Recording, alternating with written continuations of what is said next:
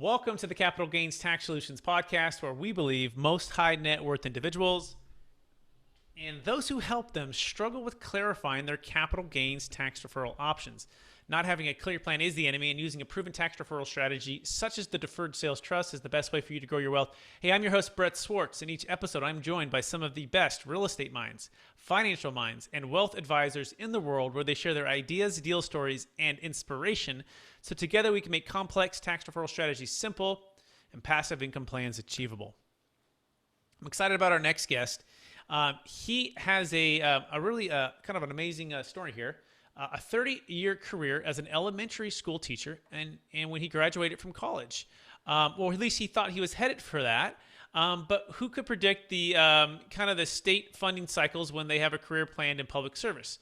He took his passions from learning and applied his skills to a professional development, economic development, nonprofit management, IT sales, project management, and startup entrepreneurship. Through all of that, he has discovered the key to success: helping others. How do you go from no real estate experience to the top agent in your brokerage? You earn your commission. He's going to talk to us a little bit about that. And he is a real estate agent for 4 years. And in his first 6 months, he did more business than anyone in his entire brokerage. Most of the people he worked with were already working with an agent when they called him. And he is going to talk to us a little bit about educating, advocating, referring, and network earning for your customers and your clients. Please welcome to the show with me, Michael Liddicoat. Michael, how you doing? I'm doing well, Brett. Thank you very much.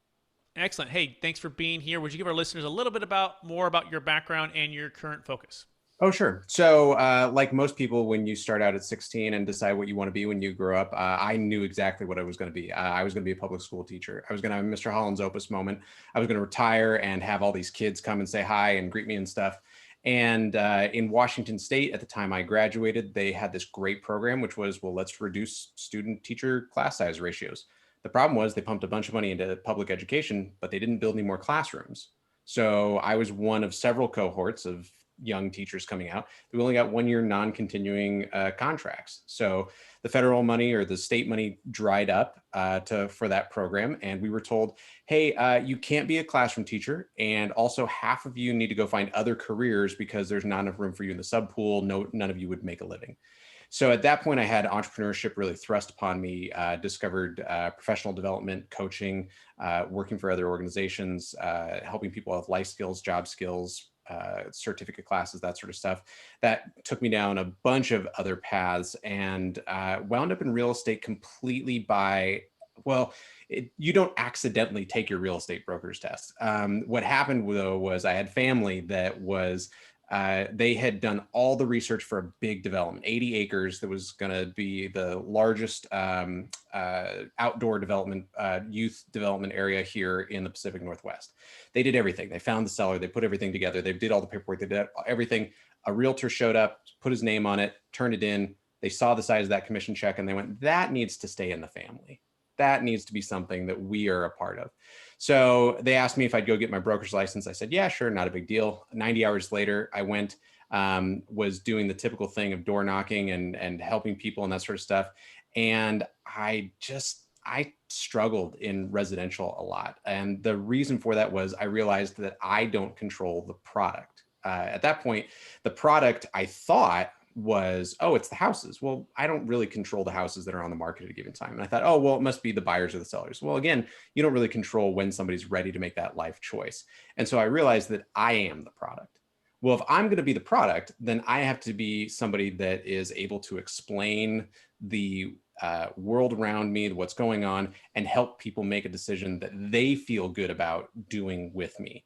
And that was where I kind of cut my teeth in doing that sort of stuff. But after it was about 7 or 8 months of showing homes on Sundays at 7 a.m., I said, I can't do this anymore. I got to find a way to find some residual income or do something different where I've got buyers and sellers that are more consistent than people that are doing this every 3 to 5 years. And that's where I really discovered investors, income real estate, and started working with that population. Love it. Excellent. And we're going to dive into that full story in the full interview. This is kind of a teaser or an intro to that. And so for this particular episode, though, we're just kind of covering the biggest frustration maybe you, a client, or a partner has had when it comes to capital gains tax deferral options. Education. They simply don't know all the options. Usually what I find is that by the time they come to me and ask for advice or want to know what something's going on, they either already have a preconceived notion about what is or isn't possible. And so they've already gone down that road of doing things, or they have a friend who told them that they did a thing one time and that's the thing they need to do. And so really understanding the full gamut of all the options available to them, that's where I get the most frustrated when people come to me with that. And they're like, oh, I have this problem and I've already done X, Y, and Z. It's like, okay, can we unwind that a little bit?